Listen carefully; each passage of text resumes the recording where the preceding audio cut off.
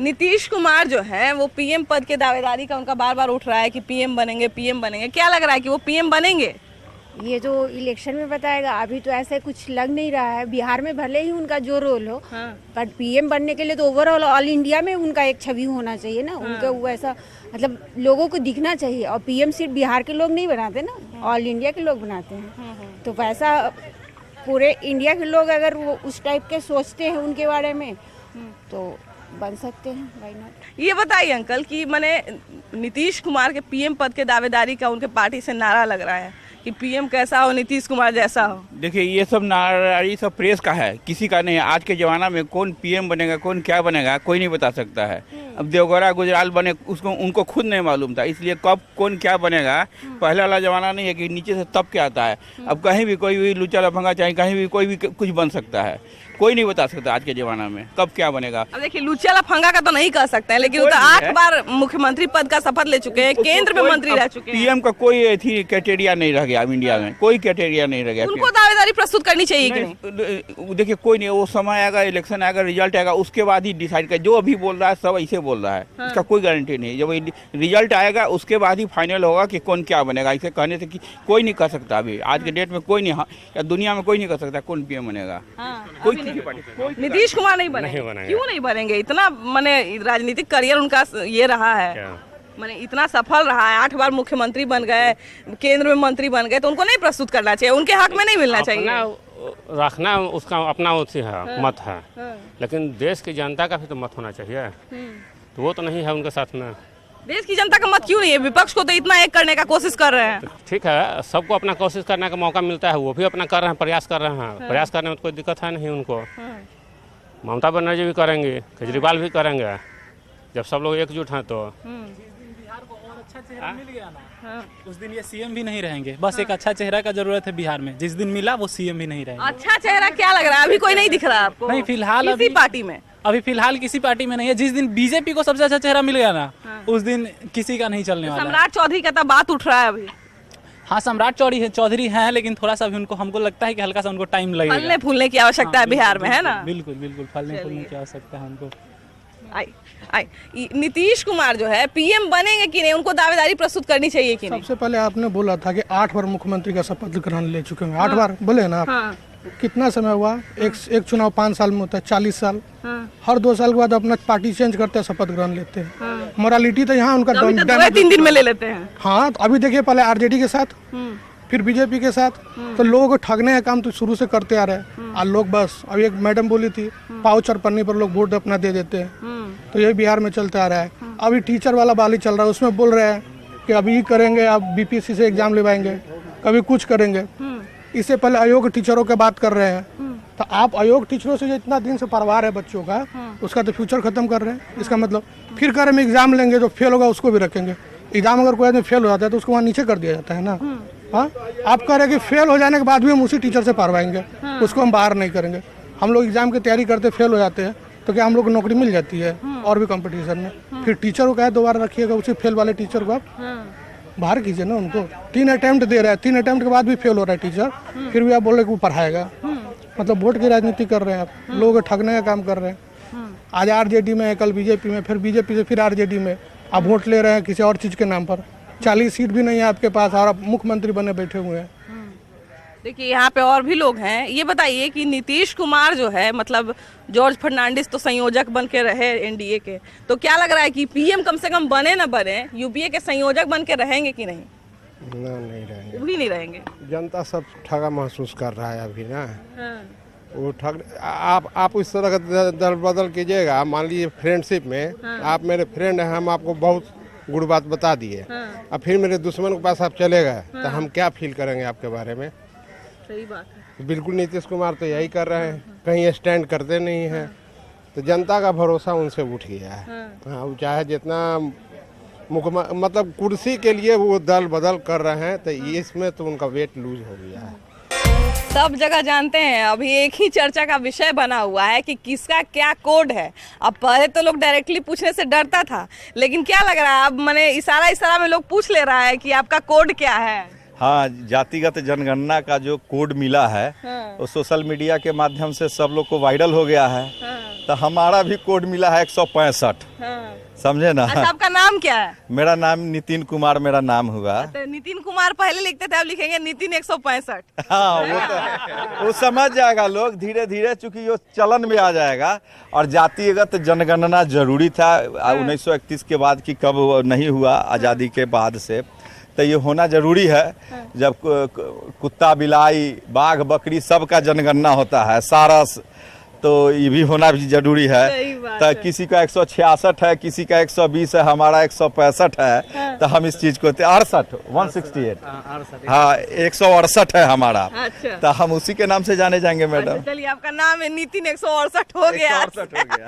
अच्छा भाई, यही बताइए कि क्या लग रहा है कि 168-65 से कोई फायदा होगा? बहुत फायदा होगा हमको। जितना अधिकार, जितना ये है जातीय है, जितना उतना अधिकार मिलेगा, जरूर फायदा मिलेगा। हाँ। एकदम। सरकार भी देखिए कह रही है कि जिस तरह से जाति जनगणना होगा, तो जैसे कभी कभी क्या होता है कि बिना किसी डाटा के ही लोगों के फायदा जो है उसके खाता तक पहुंच जाता है, उसी तरह से विकास का रूपरेखा तय होता है। जगदेव बाबू कहे थे 90-100 में 90 शोषित है, 90 भाग हमारा है। जगदेव बाबू का कहा हुआ है। तो हमको जितना है हमारा जाति है उतना दे अधिकार मिलना चाहिए। जिसकी जितनी भागीदारी उसकी उतनी हिस्सेदारी होना चाहिए। इसमें टेंशन क्या है? हम लोग ज्यादा हैं तो ज्यादा मिलेगा, कम होंगे तो कम मिलेगा। जनगणना तो अच्छा चीज है। अधिकार है मैडम, जितना है उसको उतना मिलना चाहिए। हमारा अगर 25 पैसा होगा तो हमको 25 मिले, लेकिन जनगणना तो होनी चाहिए। इससे विकास में हर चीज में जो एक विषमता मूलक जो व्यवस्था है उसमें एकदम ये होगा, इसलिए जातिगत जनगणना होना चाहिए उसके पेपर। अच्छा, पहले जो है देखिए कि पहले लोग है कि डायरेक्टली कास्ट पूछने से या अपना कास्ट बताने से थोड़ा कतराता था, लेकिन क्या लग रहा है कि अब ये जो सिस्टम आया है इससे कास्ट को लोग और हाईलाइट करेगा क्या? देखिए, कास्ट को तो मेन मुद्दा है कि कास्ट के वाइज ही किया गया है। तो हाईलाइट तो होना ही है। और ये बढ़कर थोड़ा पहले से और ज़्यादा आएगा। और ये अच्छा भी है, जानकारी लोगों को होना भी चाहिए। अच्छा, सरकार तो कहती है कि हम लोग जनगणना इसलिए कर रहे हैं कि माने सबका पता चले कि कौन जाति कितना है, तो उसी हिसाब से हम लोग विकास का मार्ग प्रशस्त कर सकें। हाँ, ये विकास का मार्ग नहीं, ये गड्ढा में विनाश का मार्ग प्रशस्त करने जा रहे हैं। आज तक जितना समय से जनगणना हुआ कभी इस तरह का नहीं हुआ था, कभी आज तक विकास नहीं हुआ। आज विकास होगा। अभी तक विकास नहीं किया नीतीश बाबू, आज विकास करने जाएंगे जनगणना कर करके। इतना दिन से कोड नहीं बताया गया था, अब हो सकता है कोड बताया जाएगा तो विकास हो जाएगा। जनगणना के नाम पर हजारों करोड़ जो निकलेगा उसमें से कुछ छिटाई होगा, बाकी पॉकेट में जाएगा नेताजी के। इसी के लिए जनगणना है। ये कभी फाइनल होने वाला नहीं है। फाइनल होगा ही नहीं। आके दरवाजे पर एगो नंबर लिख दिया, किसी से पूछा ही नहीं कि कौन है, कौन रहता है, किसका मकान है। घर का बाहर निकलेगा आदमी तब देखेगा अरे मेरा ही नंबर यहाँ तो नंबर लगा हुआ, नंबर लगा हुआ है, एगो नंबर लिखा हुआ है मकान पर। जनगणना हो गया, किराएदार का जनगणना ही नहीं हो रहा है ना। हवा पका हुआ है, सब कुछ है नहीं। इसका कुछ परिणाम नहीं आएगा बढ़िया। बताइए, एक और बाबा है यहाँ पे। कौनो जात का हो, शासन को चाहिए कि हम सबका भला करें। जिसको खाने को नहीं हो उसको खाने को दे दे, जिसको पहनने को नहीं उसको वस्त्र दे दे, जिसको रहने का नहीं उसे घर दे दे। यहाँ जात का कहाँ सवाल उठता है। पुलिस जो है वो आजकल बहुत मतलब ये बोलना थोड़ा अटपटा लग रहा है, लेकिन पिटा जा रही है ना, पिटा जा रही है। क्यों ये सब हो रहा है? ये देखिए, पब्लिक का गुस्सा है। मतलब आप देखो, पुलिस को ना पब्लिक एक आइडियल फिगर, आइडियल रूप में देखता है। पुलिस बहुत सम्मानजनक एक पोस्ट होता है पब्लिक के नज़र में, और अगर वो कंट्रोल नहीं कर पा रही है क्राइम से, उस केस में गुस्सा आ रहा है पब्लिक का, और उस वजह से ऐसा हो रहा है। और मेरा मानना है कि पुलिस थोड़ा और सिंसियर होकर काम करे, गवर्नमेंट थोड़ा एम्पावर करे तो चीज़ें सुधर सकती हैं। पुलिस का जो है वो मतलब क्यों कंट्रोल खत्म होते जा रहा है जनता पर से, और जनता का भरोसा क्यों उठते जा रहा है पुलिस के हाथ में कुछ है ही नहीं यहाँ पे। ये प्योर जंगल राज आपका आ गया है। अफसर जो चाह रहा है वो कर रहा है, मनमानी। आज ये गर्मी में देख रहे हैं कि क्या दशा हो रहा है। इसलिए पुलिस को क्या करें, आम जनता को पूछे कि क्या दिक्कत है। जो है पुलिस तो पिटा ही रहा है। पुलिस के हाथ में है क्या?